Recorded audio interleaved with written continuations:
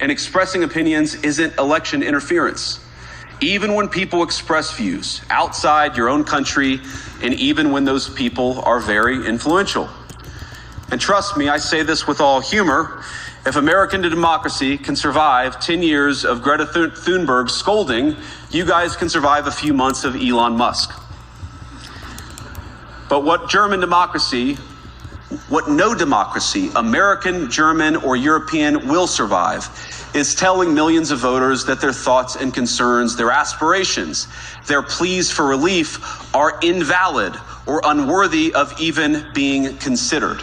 Ho ho, folks, was that incredible or what? Because today JD Vance spoke at the Munich Security Conference in Germany, and he basically said to all of our EU and NATO allies, look, you all need to get your act together because America is not going to put up with the nonsense in the games anymore. I think actually this angry liberal tweet right here does sum it up, right? Make no mistake about it. JD Vance was not sent to Munich to reassure our allies. He was sent to drop a diplomatic bomb in the middle of the room, flip the table over, and walk out, which is precisely what he did. To which I say, angry staffer on X, you are completely right. That was the point of it all, and it was completely glorious. But with that said, guys, we're going to tell you all about it in today's video. So do us a big favor. If you enjoy the content, make sure you are subscribed, okay? Hit that red button down below. Help us continue our push to 1 million subscribers. And by the way, hitting that red button is the best way to support our work and ensure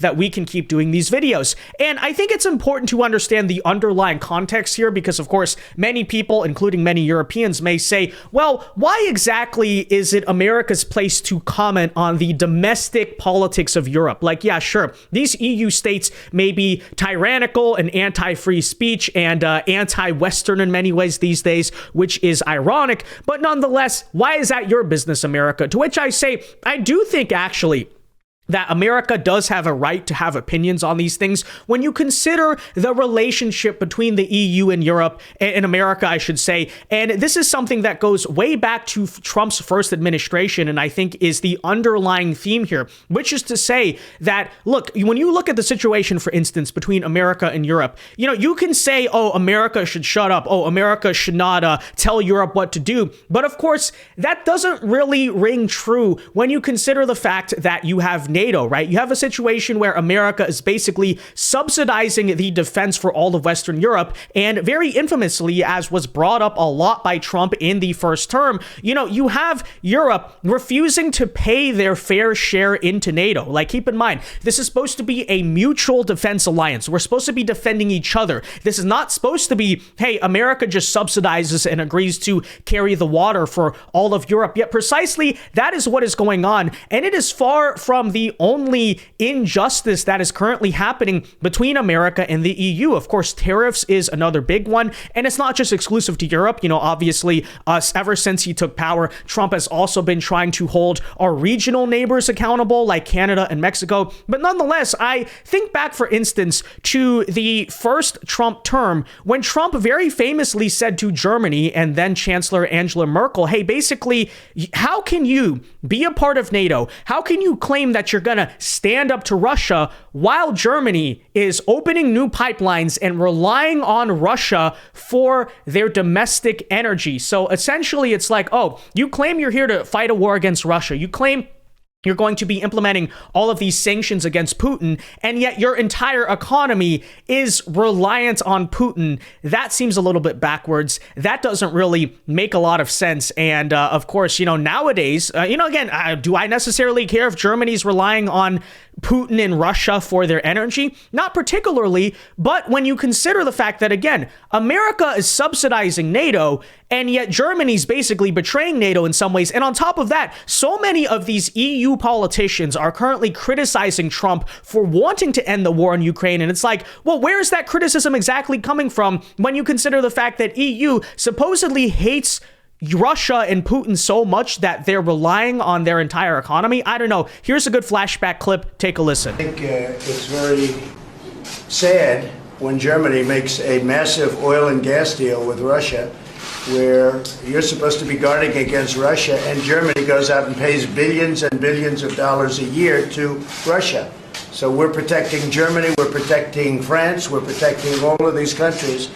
And then numerous of the countries go out and make a pipeline deal with Russia where they're paying billions of dollars into the coffers of Russia. So we're supposed to protect you against Russia, but they're paying billions of dollars to Russia, and I think that's very inappropriate. And the former chancellor of Germany is the head of the pipeline company that's supplying the gas.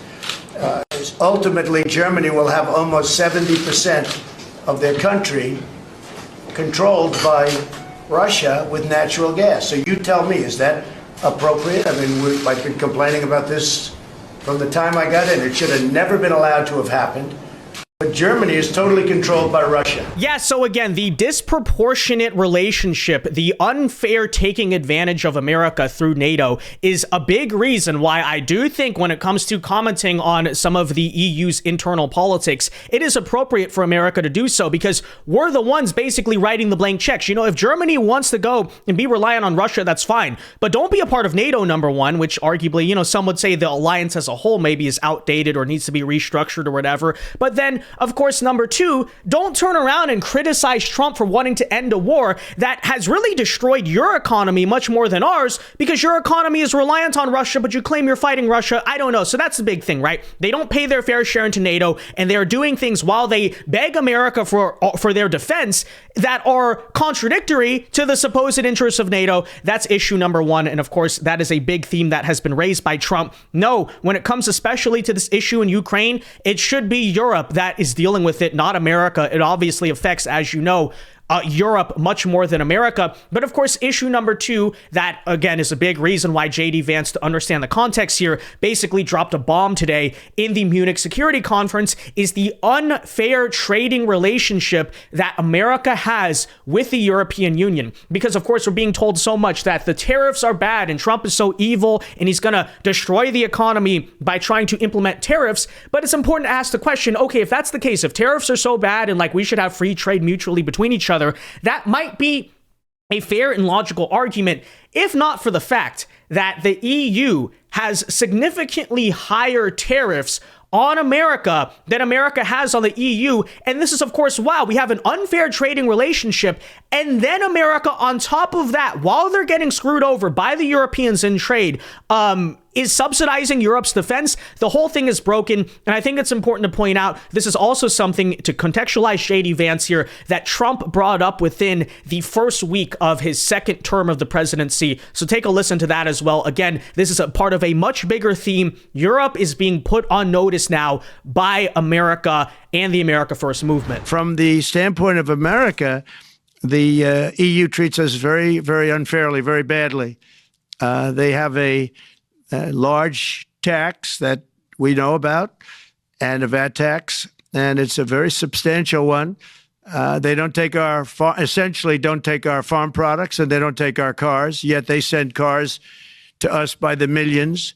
They put tariffs on things that we want to do, like, for instance, I think they actually, in terms of, these are non-economic or non-monetary tariffs, and those are very bad, and they make it very difficult to bring products into Europe, and yet they expect to be selling, and they do sell their products in the United States. So we have, hundreds of billions of dollars of deficits with the EU, and nobody's happy with it, and we're going to do something about it, but nobody's happy with it. So I think the EU has to speed up their process.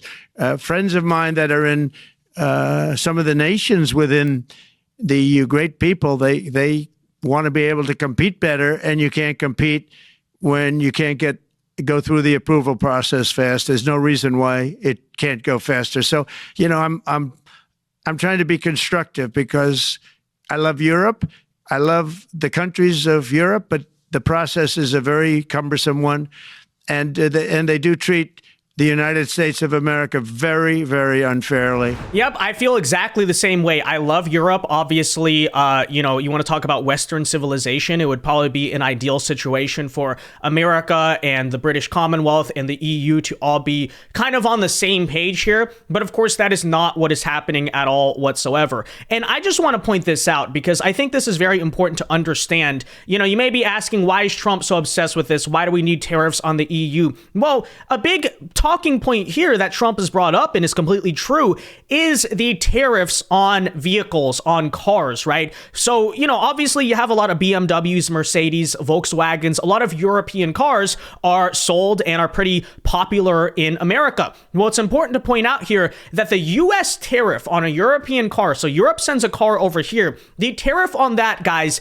is only 2.5%. Meanwhile, the EU, as you can see, charges US imports at 10%, right? So the base EU level tariff on, say, sending a Ford to Germany would be 10%. And when you add in the value added taxes and the individual tariffs that countries might want to put on, you're looking at a markup much closer to like 20 to 30%. And again, meanwhile, the US is basically, 2.5% is nothing, basically does not have a tariff on European vehicles at all whatsoever. That needs to change. That needs to be fixed. Of course, the European excuse I hear so often is something along the lines of, well, the reason Europeans don't want to buy American cars is because American cars suck, right? American cars are no good. It's like, okay, maybe that's true.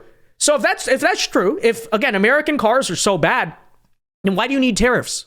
Huh? Why, if that's true, then prove it. Why don't you compete in a free and fair market? But instead, Europe basically rigs its market with these tariffs against American cars, and the US is not doing the same thing. So a big talking point for me would be to say, okay, I think you can make the case as to why, okay, BMW, stuff like that is popular amongst Americans, whatever, you want to keep selling it. I don't have an issue with that. But there should be a reciprocal relationship here, right? The tariff that the US puts on European cars and the Europeans put on American cars should be the same. And now with Trump promising to put new tariffs on the EU, of course, there's so much freak out, there's so much panic about it. But again, you look at those numbers right there, it is objectively unfair, which is true of much of the way Europe treats us in this relationship. Now, I do not blame the Europeans for doing so, because they're doing what's best, I guess, for their union, the EU, but nonetheless, America, the message we are sending now is we are going to be doing the same. And I think, again, that's important to understand because it's the underlying tone as to why JD Vance showed up to the Munich Security Conference today and basically put it all on the line and had a lot of criticisms of Europe. And let's play that here today so we can understand it and also enjoy it, because this speech, guys, was truly glorious. So take a listen. Here's the vice president basically telling the whole EU to their face that you are being put on notice. Check it out. And unfortunately, when I look at Europe today, it's sometimes not so clear what happened to some of the Cold War's winners. I look to Brussels, where EU commissars warn citizens that they intend to shut down social media during times of civil unrest the moment they spot what they've judged to be, quote, hateful content. Or to this very country, where police have carried out raids against citizens suspected of posting anti-feminist comments online as part of, quote, combating misogyny on the internet, a day of action. I look to Sweden, where 2 weeks ago the government convicted a Christian activist for participating in Koran burnings that resulted in his friend's murder. And as the judge in his case chillingly noted, Sweden's laws to supposedly protect free expression do not, in fact, grant, and I'm quoting, a free pass to do or say anything without risking offending the group that holds that belief. Of course, I just want you to keep in mind, these are the leaders, okay? And I know we have a lot of great patriots over in Europe, and I'm rooting for you guys, but the politicians, the current ruling establishment in Europe are the same people who are berating Trump and the American nationalist people for, wanting to end the war in Ukraine. They say it's fundamental that we go and defend democracy. By the way, I love the faces. Look at their faces right here. But I think then in that case, it's pretty important to really ask the question, if this is true, then what is so fundamental about Western civilization? Why should we be defending, let's say, so-called democracy in Ukraine and the Western ideals, if these are the Western ideals, right? This is not democracy. This is not freedom. And JD Vance brings up a fantastic point. We supposedly won the Cold War and World War II, and what were we told about that? It was like, okay, freedom beat tyranny. Well, if that's the case, why is tyranny currently winning in the West if we are supposedly the winners of these conflicts against anti-freedom ideologies? Great point. And again, underlying here, when you consider the fact that, we're kind of putting Europe on notice as a whole, it's great to see. And I think you also, when you consider, okay, and this is why you European right-wingers should be thankful that JD Vance came here and said all of this.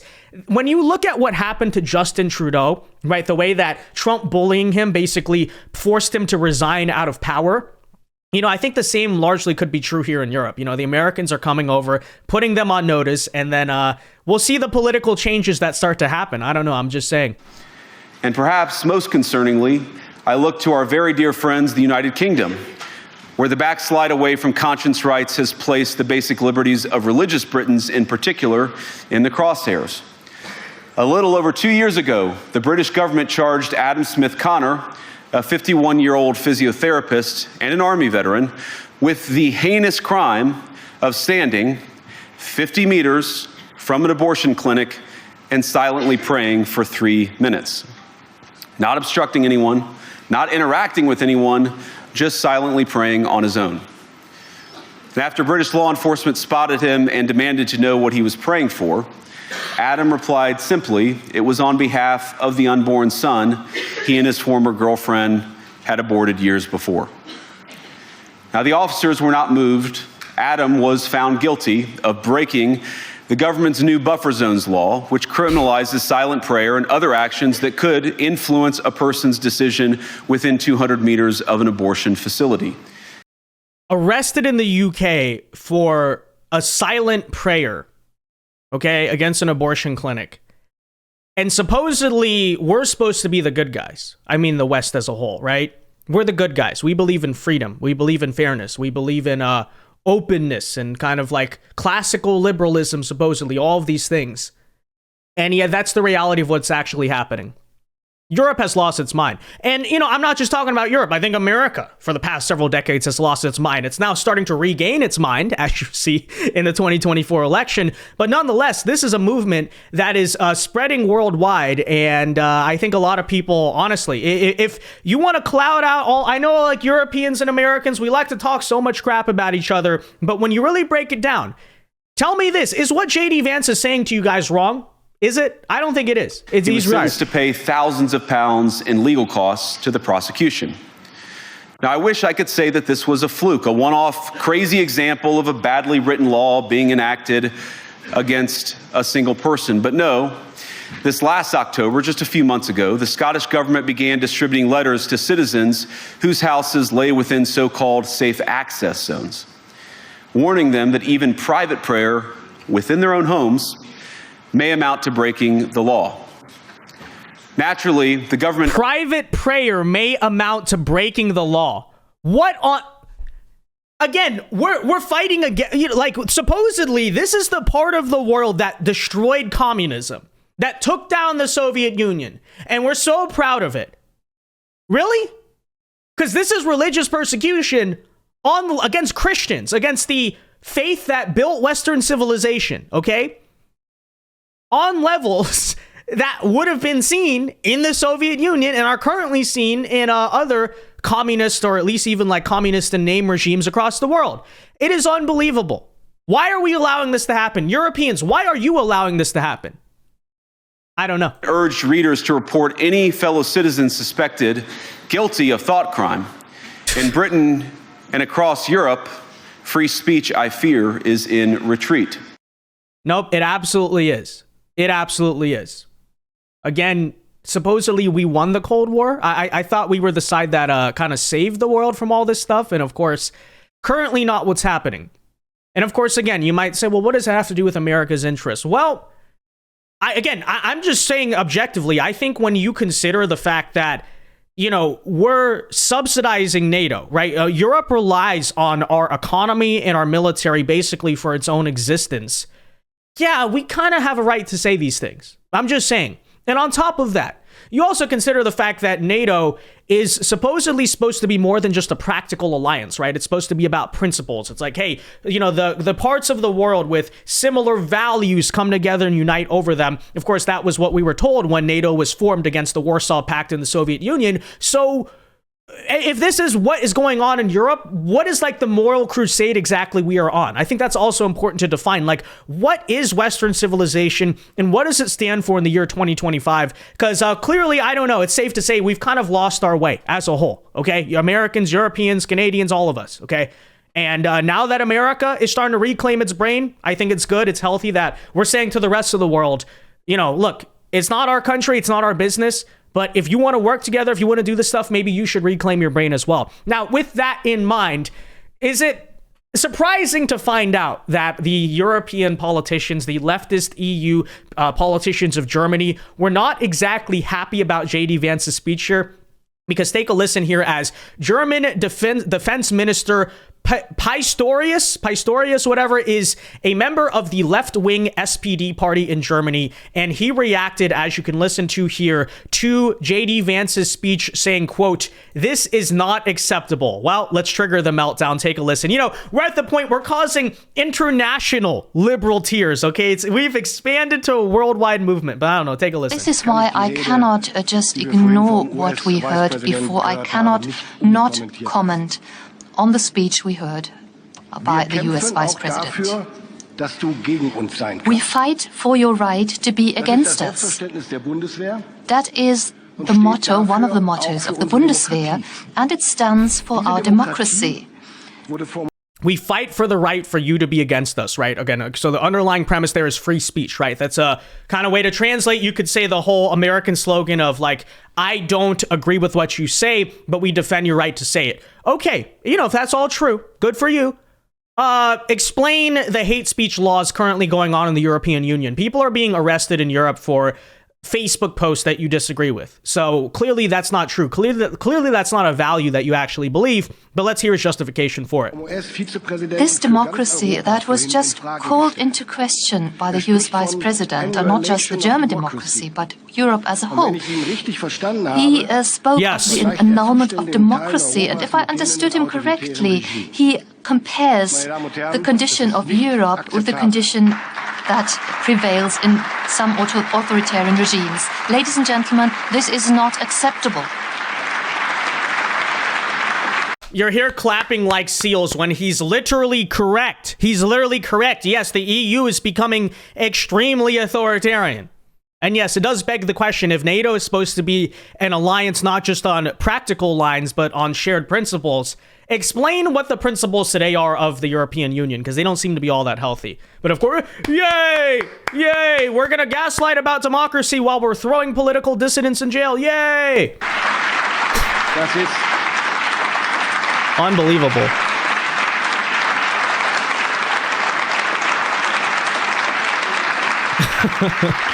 Das ist nicht akzeptabel und das ist nicht This is not acceptable. This is not the Europe, not the democracy where I live and where I conduct my election campaign right now. And this is not the democracy that I witness every day in our parliament. In our democracy, every opinion has a voice, and it makes it possible. That's not true. That's just not true. And JD Vance proved that with the evidence in his speech. So let's see. Is he going to say slogans, or is he going to explain why that's not true? For parties that are partly extremist, such as the AfD, and they can campaign just as any other party. This is democracy. And if the Vice President had the opportunity to switch on his TV set when he arrived yesterday, he would have seen one of those candidates at primetime TV. By the way, we even admit media that spread Russian propaganda, and the representatives of the federal government answer their questions. Nobody is excluded. But democracy does not mean that a vociferous minority will automatically be right, and they cannot decide what truth is. It does not mean that anyone can say anything, and democracy must be able to defend itself against extremists that try to destroy it. Oh, so he admits that JD Vance is correct. Democracy should not be a system where anyone can say anything. Isn't that the point of free speech? Is that not literally the point of free speech? What a ridiculous! This guy is just completely ridiculous. Okay. So they gave some anecdotal examples as to why, well, we don't ban all right-wingers from European politics. Therefore, we have total free speech. Now, with that said, it's also our right to censor people's political opinions. Okay, so JD Vance is correct. What are you even talking about? Unbelievable. So, there's meltdown number one. I don't even think this one is worth playing, but they also decided at the security conference to melt down, of course, over the Trump tariffs, as you can see right here. EU Commission President slams Trump's tariffs on the EU, saying that trade wars make no sense. And, again, let's remember those numbers, right? 2.5% tariff in America, 10% tariff in Europe. That's what they're doing. This is the person saying that trade wars make no sense. And here's the quote. Tariffs act like a tax. They drive inflation. The hardest hit are inevitably workers, companies, the small income, the middle classes on both sides of the Atlantic. So obviously tariffs are so bad, and Trump should not pursue them because, they drive inflation, their taxes, they hurt the workers, all of that. It's like, okay, maybe that might be true. So in that case, EU Commission President, I asked the question, then why do you have such high tariffs on the United States? Why don't you lower your tariffs? So let's get this straight, right? The EU clearly thinks tariffs are fine because they put pretty high tariffs on American stuff. But when America responds by saying, okay, we're going to match your tariffs, we're just going to be reciprocal the way you're treating us, suddenly we're told tariffs are a tax, they drive inflation, they hurt the workers. Gee, you don't say. Maybe you should get rid of them then. Okay, and keep in mind, this also comes, guys, at the same exact time that the EU is currently implementing even more tariffs, more particularly here and ironically on, guess what, electric vehicles. That is right. The EU just last year, and now they're going into effect this year, put in new tariffs on electric vehicles, which is, of course, so ridiculously ironic because these are the same people trying to push electric vehicles on everyone, right? They're trying to mandate that for the environmental agenda. And then they claim that tariffs hurt the workers, but they tariff America. And now they're putting tariffs on electric vehicles while trying to force electric vehicles onto people. I don't know. This continent is out of control. They've just completely lost their mind. But the good news is this, okay? I think the movement that you're seeing in America of conservative right-wing patriots rising up against the system, there's strong reason to believe the same exact thing is happening in Europe. You saw that in some of the elections last year. You see it in the way it's trending this year and going forward. I don't think this international order of EU globalists is exactly going to be lasting for very long, but nonetheless, very satisfying to see the Trump administration and JD Vance tell them to their faces, you got to get your act together. With that said, guys, let me know your thoughts on the Munich Security Conference in the comment section down below. Be sure to leave a like on this video, subscribe if you are new, and until next time, God bless and peace.